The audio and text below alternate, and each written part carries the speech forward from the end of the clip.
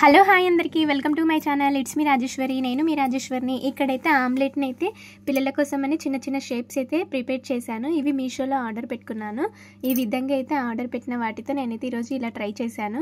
ఎలా వచ్చిందో వీడియో చెప్పండి. ముందుగా అయితే ఒక గిన్నె తీసుకొని దాంట్లో అల్లం వెల్లుల్లి పేస్ట్, ఉప్పు, తగినంత కారం వేసుకొని బాగా కలుపుకోవాలి. ఈ విధంగా ఎగ్స్ అయితే పలగొట్టుకొని దాంట్లో వేసుకోవాలి. ఈ విధంగా పలగొట్టిన ఎగ్స్ని బాగా బీట్ చేసుకొని ఈ విధంగా మనం పొయ్యి మీద అయితే ఒక పెనం పెట్టేసి దాంట్లో ఆయిల్ వేసుకొని ఎగ్ మొత్తం దాంట్లో వేసుకొని ఇక్కడ మూత పెట్టేసి సిమ్లో అయితే కొద్దిసేపు అంతే ఉంచేయాలి. ఈ విధంగా మనకైతే ఆమ్లెట్ అయితే ఇక్కడ ప్రిపేర్ అవుతుంది కదా. సో మనమైతే నెమ్మదిగా అయితే దాని అయితే టర్న్ చేసుకోవాలి.